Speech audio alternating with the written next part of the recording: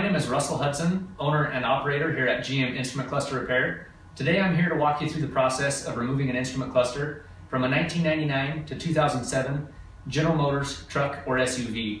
If you'd like more information about our process, please feel free to visit our website at gminstrumentcluster.com, or you can call us direct at 801-607-5352.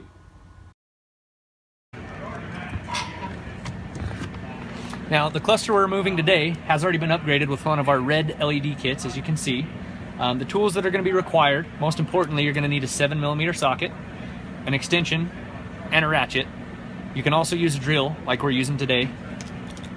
Now, second step is you're going to want to, with your foot on the brake, you're going to want to pull the gear selector all the way into the number 1 position so that it's out of the way, and you're going to want to tilt the steering wheel all the way down. That's going to make clearance to pull the bezel out. Now the next step is going to be pulling the bezel out. Now the bezel is connected. There's a series of push-in style clips that hold the bezel in. With a little bit of pressure, I usually like to start on the top.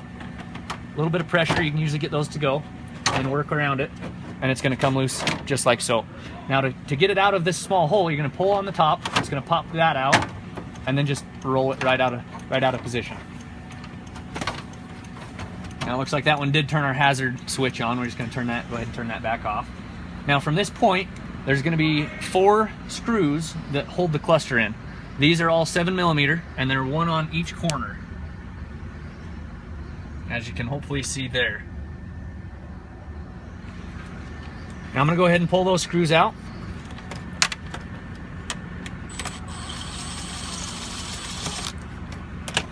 This process can be done quite easily. Sometimes when these clusters have been in a while, some of the connectors, some of the screws may be a little stiff. Just give them a little extra pressure and they should pop out.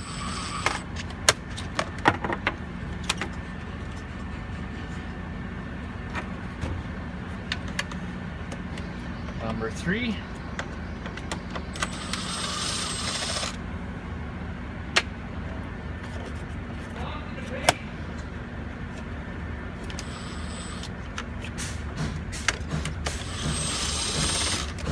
And number 4. And this is what the screws look like, just so you know what you're up against.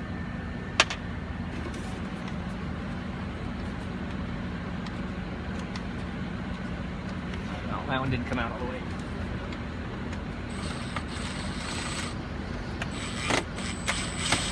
There we go. Now, there's a connector on the back of the cluster. Sometimes that can be a little sticky, sometimes it takes a little added pressure, sometimes it takes a little wiggling. What I usually like to do is pull the cluster forward slightly and get a little bit of an angle so you can see back in the connector. Now if you look in there real close, you should be able to see the connector we're going to pull on. The release tab is going to be on the top of that connector, right up here. Now what you're going to do is you're going to go ahead and pull on that release connector. You heard it click, that was actually it releasing. Give it a good wiggle and pull, and there it come right out. And now if you zoom in right close on that, you can see that's the release tab right there. That's what you need to pull up to make sure that releases. Sometimes that will stick and you need to give it a little bit more pressure. Sometimes even you can use a screwdriver if it's really stuck in there. Now that we got the electrical out of the way, the cluster just needs a simple twist and it should pull right out just like so.